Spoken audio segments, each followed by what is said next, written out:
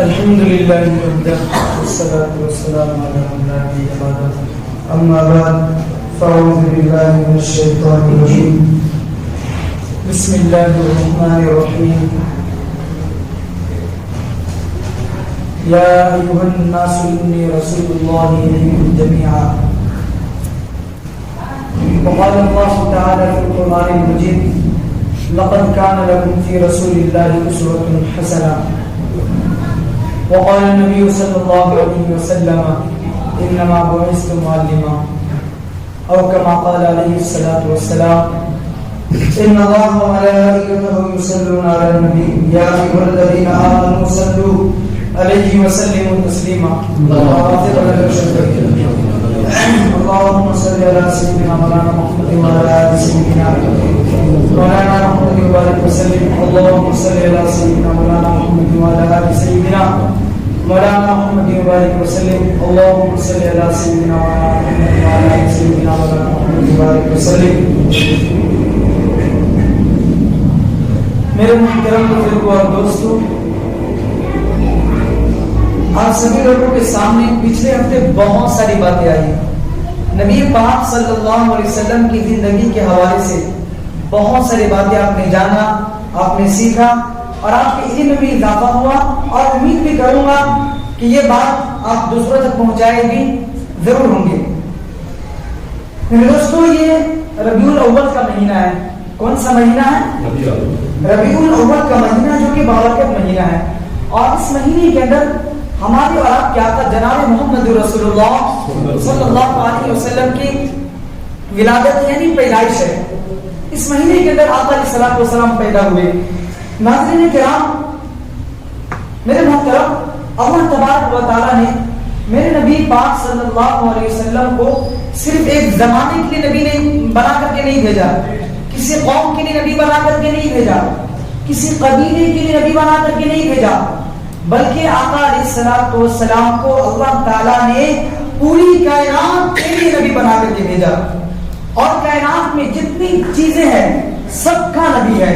جنات ہو، حیوانات ہو، نباتات ہو، جمادات ہو، فرشتے ہو، چرندے ہو، پرندے ہو، درندے ہو، کیڑے ہو، مکوڑے ہو، زمین پہ رہنے والے ہو یا آسمانوں پہ رہنے والے ہو، زمین کے نیچے رہنے والے ہو یا آسمان کے اوپر رہنے والے ہو، تو تمام جہان کے لیے اللہ رب العزت نے میرے نبی پاک علیہ الصلوۃ والسلام کو نبی بنا کر کے بھیجا، تمام جہان کے لیے.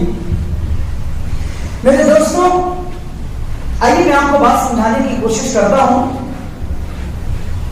کہ یورپ کے اندر یورپ والوں نے، یورپ کے کچھ قبیلوں نے ایک جلسہ کیا، ایک محفل سجایا، ایک پروگرام کیا، اور اس پروگرام میں انہوں نے کہا کہ یہ پروگرام ایسا ہوگا کہ ہم دنیا کے تمام مذاہب کو ایک مذہب پہ لائیں گے. کیونکہ دنیا میں جو لڑائی ہے وہ مذہب کی لڑائی ہے، مذہب کی بنیاد پر لڑائی ہو رہی ہے. مسلمان کو دیکھتا ہے، اگر کوئی عیسائی مسلمان کے خلاف بولا تو مسلمان اس عیسائی سے لڑائی کرتا ہے، کوئی مسلمان اگر عیسائی کے خلاف بولا تو عیسائی مسلمان سے لڑائی کرتا ہے. اور یہودی، یعنی دنیا میں جتنے بھی لڑائی ہو رہی ہے مذہب کی لڑائی ہو رہی ہے، مذہب کی جنگ چھڑی ہوئی ہے، مذہب پر لڑائی ہو رہی ہے. تو کیوں کون سا ایسا نظام کیا جائے کہ پورے جہان والے کو ایک مذہب پہ لا کر کھڑا کیا جائے. میرے دوستوں، یہ مجلس ختم ہو گئی تو اس خاندان کے، اس قبیلے کے، یورپ کے اس مجلس کے 2 جج بنے اور 2 منصف مقرر طے پائے. 2 جج ہو گئے اور 2 منصف طے ہو گیا. اور اس کے بعد انہوں نے 3 بڑے بڑے دانشور کو بلا لیا. 3 بڑے بڑے دانشور کو بلایا.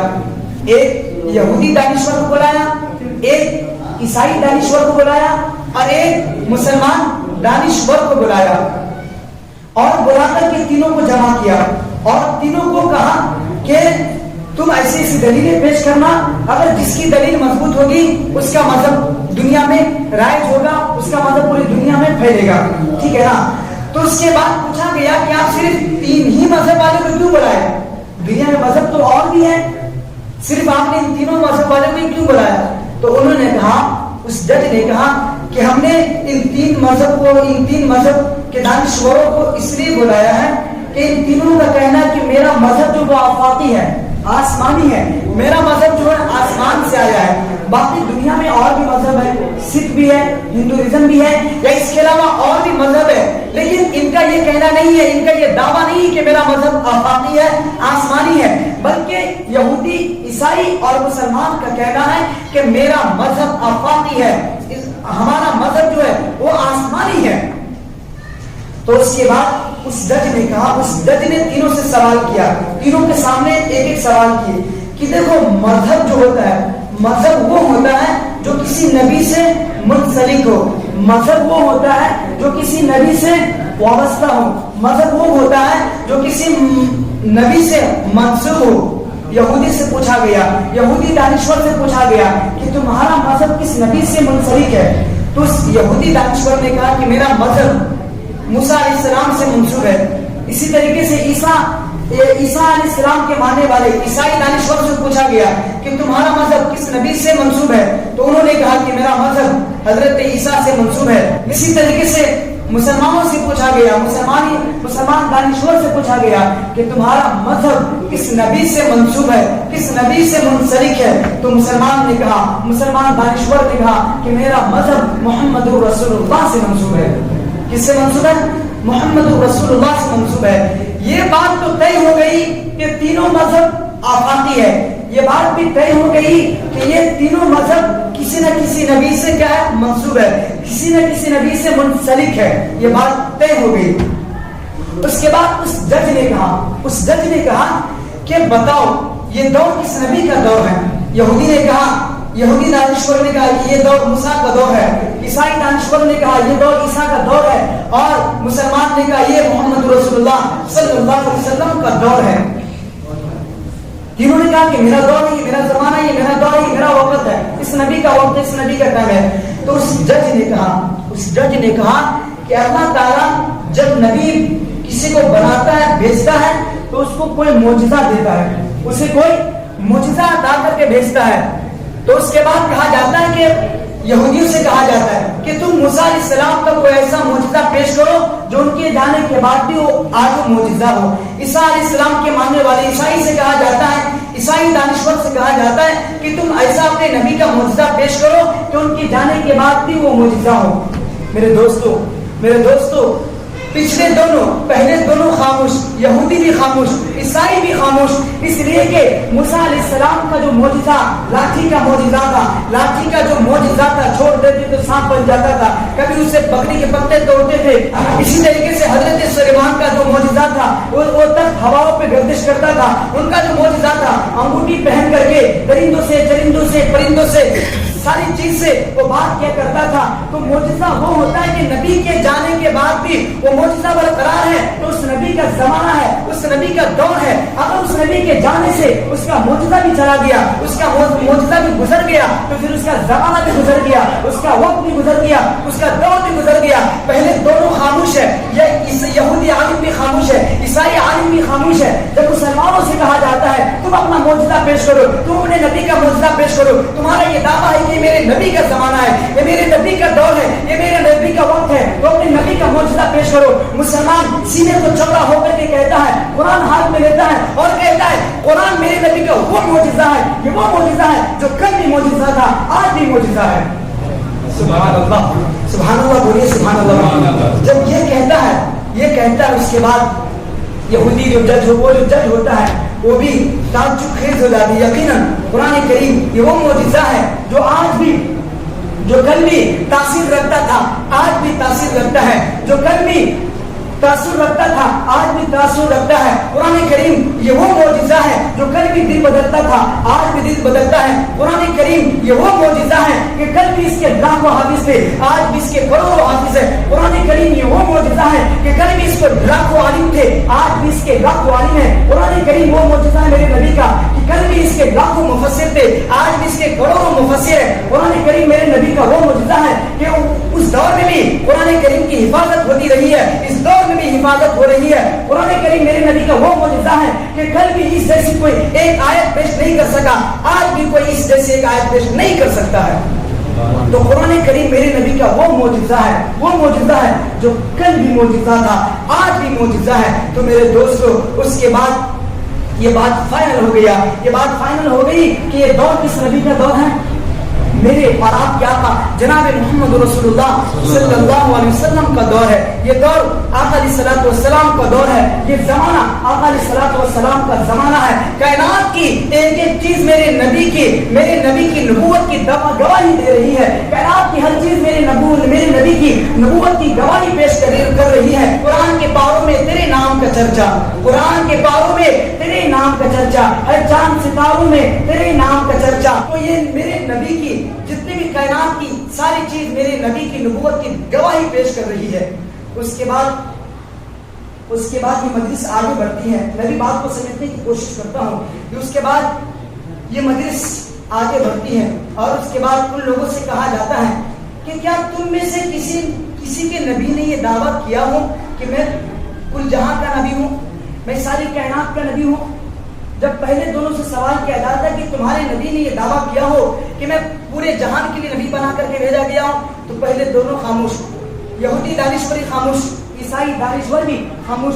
جب مسلمانوں سے پوچھا جاتا ہے کہ تمہارے نبی نے یہ دعویٰ کیا ہے کہ میں پورے جہاں کا نبی ہوں، تو قرآن مسلمان دانشور کہتا ہے قرآن کریم اٹھاؤ، قرآن کریم میں میرے نبی میرے اللہ نے کہا ہے وما ارسلناک الا رحمتا للعالمین، وما ارسلناک الا رحمتا للعالمین۔ قرآن کریم اٹھاؤ، محمد الرسول اللہ والذین معه اشداء علی الکفار رحماء بینہم یا ایھا الناس کافۃ للناس۔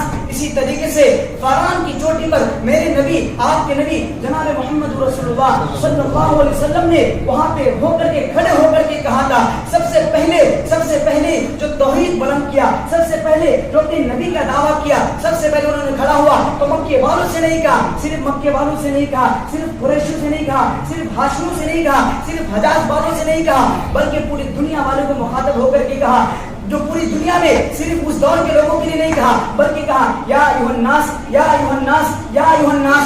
آج کے لوگ، تم آج کے زمانے میں رہنے والے ہو، صحرا میں رہنے والے ہو، شہر میں رہنے والے ہو، دیہات میں رہنے والے ہو، یا ایھا الناس انی رسول اللہ الیکم جمیعا، آج بھی ہو یا کل آنے والے ہو، میں تمام کے لیے نبی بنا کر کے بھیجا گیا ہوں، پورے جہان کے لیے نبی بنا کر کے بھیجا گیا ہوں۔ تو میرے محترم بزرگوں اور دوستو، میرے اور آپ کے نبی جناب محمد رسول اللہ صلی اللہ علیہ وسلم یہ کل جہاں کے نبی ہیں۔ کہاں کے نبی ہیں؟ یہ پورے کل جہاں کے نبی ہے، پورے کل جہاں کے نبی ہے، فرشتوں کے نبی ہے، جناتوں کے نبی ہے، آسمانوں کے نبی ہے، زمینوں کے نبی ہے، مشرق کے نبی ہے، مغرب کے نبی ہے، شمال کے نبی، جنوب کے نبی، زمین پہ جو چیز ہے، چرندے ہیں، پرندے ہیں، کیڑے ہیں، مکوڑے ہیں، جو چیز ہے ان تمام کے نبی، تمام جہاں کے نبی میرے اور آپ کے نبی جناب محمد رسول اللہ صلی اللہ علیہ وسلم ہے۔ ارے کل جہاں کے محبوب بھی ہے، ہمارے اور آپ کے آقا جناب محمد رسول اللہ صلی اللہ علیہ وسلم یہ پورے کل جہاں کے محبوب ہے۔ نباتات کے بھی محبوب ہے، جمادات کی بھی محبوب ہے، حیوانات کی بھی محبوب ہے۔ نباتات اسے کہا جاتا ہے، نباتات اسے کہا جاتا ہے جو اگنے والی ہو، جو زمینوں سے اگنے والی ہو، جیسے کہ درخت ہو گئے۔ تو آقا علیہ الصلوۃ والسلام، حدیث پاک ہے، بخاری اٹھائیے، مسلم اٹھائیے، حدیث کے بڑے بڑے کتب اٹھائیے، آپ علماء کرام کے مجلس میں سنے ہوں گے، دیکھے ہوں گے، جانے ہوں گے کہ آقا علیہ الصلوۃ والسلام جب گزرا کرتے تھے درختوں کے سامنے سے گزرا کرتے تھے تو درخت بھی سلامی پیش کیا کرتے تھے، درخت بھی جھک کر کے سلامی پیش کیا کرتے تھے، درخت بھی میرے نبی کو سلام کیا کرتے تھے۔ میرے نبی نباتات کے بھی نبی، میرے نبی نباتات کے بھی نبی۔ حدیث پاک میں آتا ہے کہ آقا علیہ الصلوۃ والسلام جب کبھی قضاء حاجت کے لیے باہر تشریف لے جاتے، یہ درخت، یہ نباتات ایک اپنا جھوٹ بنا کر کے آ کر کے وہاں سے اپنی جگہ سے اکھڑ کر کے آ کر کے میرے آقا علیہ الصلوۃ والسلام کے آس پاس میں گرد میں آ کر کے حلقہ بنا لیتے اور آقا علیہ الصلوۃ والسلام کا پردہ کیا کرتے تھے۔ تو آقا علیہ الصلوۃ والسلام نباتات کے بھی نبی ہے۔ اس پر ایک دلیل اور میں پیش کرتا ہوں، ایک حدیث اور پیش کرتا ہوں کہ آقا علیہ الصلوۃ والسلام شروع زمانے میں کھجور کے ٹہنی پہ، شاخ پہ، خشک شاخ پہ اس کو رکھ کر کے، جیسے یہ لکڑی ہے، اس طرح ٹیک لگا کر کے آقا علیہ الصلوۃ والسلام خطبہ دیا کرتے تھے۔ کیا دیا کرتے تھے؟ خطبہ دیا کرتے تھے۔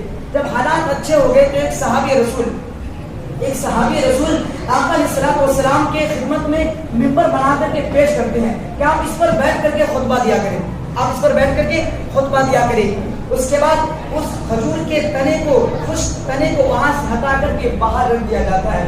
جب آقا علیہ الصلوۃ والسلام آتے ہیں، اس پہ بیٹھ کر کے خطبہ دے رہے ہوتے ہیں، تو مسجد نبوی کے اندر ایسے رونے کی آواز آتی ہے، ایسے رونے کی آواز آتی ہے جیسے کہ بچے رو رہے ہو، بچے جیسی رونے کی آواز آتی ہے۔ صحابہ کرام تعجب میں ہو جاتے ہیں، تعجب میں پڑ جاتے ہیں، یہ کون ہے؟ بچے تو یہاں کوئی بھی ہے ہی نہیں، کوئی رو نہیں رہا، یہ کہاں سے رونے کی آواز آتی ہے؟ اس کے بعد آقا علیہ الصلوۃ والسلام منبر سے اٹھتے ہیں، اس کھجور کے خشک تنے کے پاس جاتے ہیں اور اس کے بعد اس کو ہاتھ لگاتے ہیں۔ اس کے بعد وہ خاموش ہوتے ہیں اور کہا جاتا ہے کہ تم کیوں روتے ہو؟ تو کہتے ہیں کہ میں آقا علیہ الصلوۃ والسلام آپ کی جدائی میں رو رہا ہوں کہ آپ تو منبر پر کھڑے ہو کر کے بیٹھ کر کے بیان کیا کریں گے، میں تو آپ سے جدا ہو گیا، آپ کی جدائی مجھے برداشت نہیں ہو رہی ہے۔ تو اس جدائی میں وہ خشک کھجور کا خشک تنا رو رہا ہے۔ تو حضور کل جہاں کے محبوب، نباتات کے بھی محبوب، کس کے محبوب؟ نباتات بولے تو درختوں کے بھی محبوب ہیں۔ میرے دوستوں، آقا علیہ الصلوۃ والسلام جمادات کے بھی محبوب، کس کے محبوب؟ جمادات کے بھی محبوب۔ جمادات کہتے ہیں پتھروں کو، جمی ہوئی چیز کو، جو جمے ہوئے رہنے والے ہوں اس کو جمادات کہا جاتا ہے۔ آقا علیہ الصلوۃ والسلام جمادات کے بھی محبوب ہے۔ تو میرے نبی جو ہے یہ جمادات کے بھی نبی ہے، جمادات کے بھی محبوب ہے۔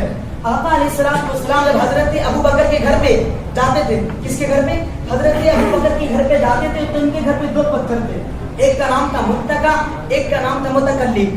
تو متکلم اس کا نام کیوں پڑا کہ جب بھی حضور اس کے گھر میں تشریف لے جاتے تو ایک پتھر سلام کیا کرتے تھے اور ایک پتھر یہ چاہتے تھے کہ حضور میرے اوپر ٹیک لگا کے بیٹھے، تو اس کا نام متکا پڑ گیا تھا، ٹیک لگا کے بیٹھتے تھے، اور ایک کا نام متکلم پڑ گیا تھا کہ آقا علیہ الصلوۃ والسلام کو سلام کیا کرتے تھے۔ اسی طریقے سے جبل احد پہ، احد کے پہاڑ پہ آقا علیہ الصلوۃ والسلام ہے، حضرت ابو بکر ہے، حضرت عمر ہے، اس کے بعد حضرت عثمان غنی بھی آ جاتے ہیں، آتے ہیں، پھر پہاڑ، احد پہاڑ جو جھومنے لگتا ہے، جھومنے کے معنی یہ ہلنے لگتا ہے۔ تو اس کے بعد آقا علیہ الصلوۃ والسلام کہتے ہیں کہ تم کیوں جھوم رہے ہو؟ تمہارے اوپر تو دو شہید، ایک صدیق تمہارے زمین پر کھڑا ہے، ایک نبی، دو شہید اور ایک صدیق تمہارے جسم پر، تمہارے پیٹھ پر کھڑا ہے، تم کیوں جھوم رہے ہو؟ تم کیوں مچل رہے ہو؟ تم کیوں حرکت کر رہے ہو؟ تو اس کے بعد آقا علیہ الصلوۃ والسلام کہتے ہیں کہ یہ جو احد پہاڑ ہے، یہ احد پہاڑ یہ ہم سے محبت کرتا ہے اور میں احد پہاڑ سے محبت کرتا ہوں۔ تو جمادات کے بھی محبوب، جمادات کے بھی محبوب آقا علیہ الصلوۃ والسلام، آقا علیہ الصلوۃ والسلام کے پاس ابو جہل آیا، مٹھی میں کنکری لے کر کے، پتھر لے کر کے، اور آقا علیہ الصلوۃ والسلام سے کہا اگر آپ نبی ہے تو آپ بتا دے کہ میرے ہاتھ میں کیا ہے، میرے ہاتھ میں کیا ہے؟ تو آقا علیہ الصلوۃ والسلام نے کہا کہ اگر میں یہ بتا دوں گا کہ تمہارے ہاتھ میں کیا ہے تو تم کہو گے کہ یہ جادوگر ہے، جادو کے ذریعے سے انہوں نے بتا دیا ہے۔ میں نہیں بتاؤں گا بلکہ تمہارے ہاتھ کے پتھر بتائیں گے کہ میں کون ہوں۔ اس کے بعد وہاں سے آواز آتی ہے اشہد ان لا الہ الا اللہ واشہد ان محمد رسول اللہ صلی اللہ علیہ وسلم۔ تو میرے نبی جمادات کے بھی نبی، نباتات کے بھی محبوب، اور اسی طریقے سے جمادات کے بھی محبوب، اسی طریقے سے حیوانات کے بھی محبوب ہے۔ کس کے محبوب؟ حیوانات کے بھی محبوب ہے۔ حیوانات بولتے ہیں تو جانور، جس کو بول لیجیے آپ، حیوانات کے بھی محبوب ہے۔ میرے محترم بزرگ اور دوستو، آقا علیہ الصلوۃ والسلام کے پاس ایک اونٹنی تھی جس کا نام قصوہ تھا۔ کیا نام تھا؟ قصوہ۔ آقا علیہ الصلوۃ والسلام پردہ فرما گئے، دنیا سے چلے گئے، دنیا سے گزر گئے، تو اس کے بعد وہ اونٹنی کھانا پینا بند کر دیا، حضور کے غم میں انہوں نے کھانا پینا بند کر دیا، رد کر دیا۔ صحابہ کرام ان کے سامنے کھانا پیش کر رہے، لیکن وہ حضور کی جدائی برداشت نہیں کر پا رہے ہیں اور اس نے کھانا پینا بند کر دیا۔ جب صحابہ کرام نے انہیں زیادہ تنگ کیا، زیادہ اصرار کیا، تو وہ اونٹنی وہاں سے اٹھ کر کے جنت البقیع کے سامنے جا کر کے بیٹھ گئے، وہاں پہ جا کر کے بیٹھ گئے، اور کچھ عرصے کے بعد وہ اونٹنی بھوکی پیاسی مر گئی، اللہ کو پیاری ہو گئی۔ تو حیوانات کے بھی میرے نبی صلی اللہ علیہ وسلم جو ہے یہ حیوانات کے بھی محبوب ہے، حیوانات کے محبوب ہے۔ حضرت حلیمہ سعدیہ رضی اللہ تعالی عنہا کی جو بیٹی تھی شیما، کیا نام تھا؟ شیما۔ ایک مرتبہ کا واقعہ ہے کہ ایسے وقفہ ہو گیا، 10 بج گیا، 11 بج گیا، اور اس کی بیٹی شیما نے اس کو ابھی بکریوں کو चरागाह में लेकर के नहीं गई है। तो उसकी माँ ने कहा बेटी तुम बकरी को लेकर के क्यों नहीं गई? तो उसकी बेटी ने कहा कि मैं नहीं जाऊंगी मम्मी, इतनी सारी बकरियां हैं जो मुझसे नहीं संभली जाती हैं, मैं अकेले नहीं जा पाऊंगी, मैं नहीं जा सकती। अम्मी ने कहा, हजरत हलीमा ने कहा कि बेटी मैं बीमार हूँ, मैं भी बूढ़ी हूँ, बाबा भी तेरा बीमार है, वो भी बूढ़ा है, तू एक जवान है, तू इसको चला सकती है, कौन जाएगा लेकर के? उसके बाद उसकी बेटी कहती मैं एक शर्त पर लेकर के जाऊंगा कि जब ये मेरा जो भाई मोहम्मद है अगर आप इसको मेरे साथ भेजेंगे तो मैं बकरी को चलाने के लिए जाऊंगा, नहीं तो नहीं जाऊंगी। उसके बाद उसकी मम्मी कहती है कि तुम क्या वाहियात बातें कर रही हो, एक तो बकरी तुम्हें तंग करेंगी और ये छोटे से बच्चे को लेकर के जाओगी और तुम परेशान हो जाओगी। तो उसके बाद वो शीमा कहती है कि नहीं नहीं नहीं नहीं, मेरी माँ एक मरतबा अपने भाई मोहम्मद को लेकर के गई थी, एक मरतबा गई थी तो मैंने तीन बड़ी अजीब चीज देखी। एक तो ये कि जहाँ जहाँ मैं गुजरती थी मेरे ऊपर एक बादल साया किया करता था जिससे मुझे धूप नहीं होती थी। मोहम्मद को लेकर के एक मरतबा मैं बकरी चराने के लिए लेके गई तो जहाँ से गुजरता बादल साया किया करता था और धूप मुझ पर नहीं पड़ता था। दूसरी बात जो मुझे बहुत अच्छी लगी, एक राहिब गुजरा सामने से, एक राहिब गुजरा तो उन्होंने कहा ये जो तेरा भाई है मोहम्मद, ये जो तेरा भाई है ये बड़ा आगे चल करके बड़ा आदमी बनेगा, ये बड़ा आदमी बनेगा, बहुत बड़ा आदमी बनेगा। तो उस शीमा ने कहा कि मेरे भाई की ये तारीफ की सुनकर के राहिब से मुझे अच्छी लगी। उसके बाद तीसरी चीज जो उन्होंने कहा कि मैं उस दिन सबसे खास बात मुझे ये नजर आई कि मैंने देखी कि बकरी जल्दी चर लिया और उसने बकरी मुझे तंग भी नहीं किया, जल्दी चढ़ करके और उसके बाद जहाँ मैं बैठी हूँ मोहम्मद को मैं देख रही हूँ, ऐसी बकरी भी हल्का बना करके जैसे मैं मोहम्मद को देख रही, बकरी भी मोहम्मद को देख रही है, तमाम की तमाम बकरियां भी मोहम्मद को देख रही है। तो मेरे नबी जो है ये हैवानात की महबूब है, हैवानात के भी महबूब है। मेरे दोस्तों, मेरे मोहतरम बुजुर्गों, दोस्तों आखिरी हज के मौका पे आका अलैहिस्सलाम जब जानवरों की कुर्बानी पेश कर रहे थे तो 9 के हल्के बना करके जानवर की कुर्बानी पेश की जाती थी, उठनी की कुर्बानी जो पेश की जाती थी 9 के। तो उसके बाद रिवायतों में लिखा है कि हर उठनी अपनी गर्दनों के हदीस में लिखा हुआ है कि हर उठनी अपनी गर्दनों को ऊंचा करती थी कि मुझे पहले कत्ल किया जाए, मुझे पहले महबूब की जान पर मैं पहले फिदा हो जाऊं। तो मेरे महबूब सल्लल्लाहु अलैहि वसल्लम नबातात के भी महबूब, जमादात के भी महबूब, हैवानात के भी महबूब, उसके बाद इंसान तो फिर इंसान है, इंसान तो फिर इंसान है कि इंसान जिन्होंने मोहम्मद सल्लल्लाहु अलैहि वसल्लम को देखे वो तो पूरी जात कट गए। तो मेरे दोस्तों, मेरे मोहतरम बुजुर्गों और दोस्तों,